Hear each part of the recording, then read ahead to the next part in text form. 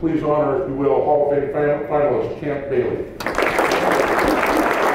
I just really want to enjoy the process. I get to see a lot of guys I played with, against, and just enjoy the moment. I'm just soaking it up and letting the process play out. It's a good reflection of what I've done. And obviously I don't vote. I don't have any control over anything going forward.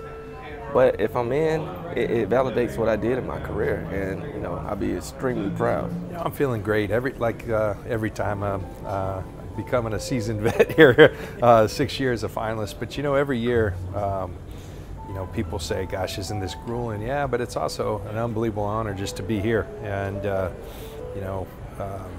you're in the same group with guys like Champ Bailey, who I played with in Denver, and Steve Atwater, and Kevin Mawai, and Tony Baselli. It's just, you pinch yourself, because who would have ever thought that? So, yeah, it would be nice to someday get in. Hopefully it happens this year, but each and every year I do pinch myself to say, you know what, you did all right.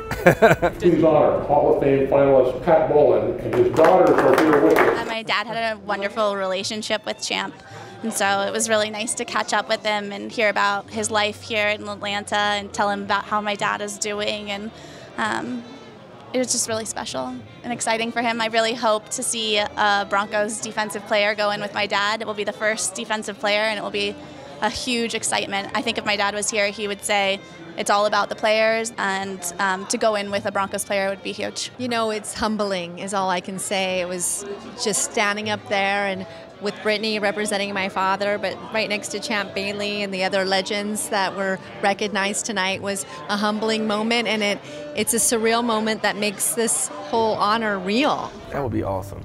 I think that would be one of the big things about this if I don't get in. If he gets in, then it's something to celebrate, Not getting in is probably got to be the worst thing, but if he gets in, it'll make it a little bit better that I didn't. But, hopefully we get in together. Mr. B, he belongs.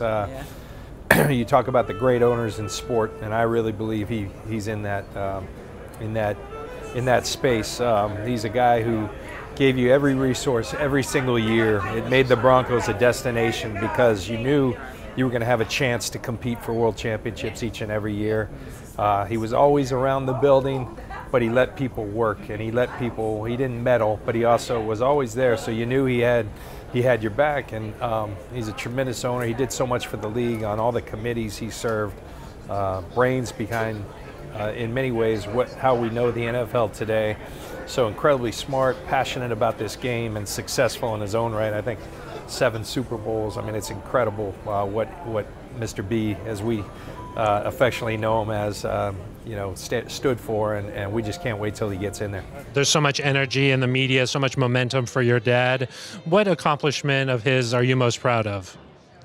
I think out of all the accomplishments my dad had, which there were so many, the on-the-field success, the growth of the game in the National Football League, but I think the one that stands out to me is his community work. He really cared about the Denver community. He wanted to have an impact, and he did that through actions. For example, we're the only team that funds a P&L for a Boys and Girls Club in Metro Denver, and it's an honor to be able to do that and really have a positive impact on the community. What do you think he would say if he was in there tonight? Well, I think he would be very shy. He did not like a lot of the attention pointed towards him.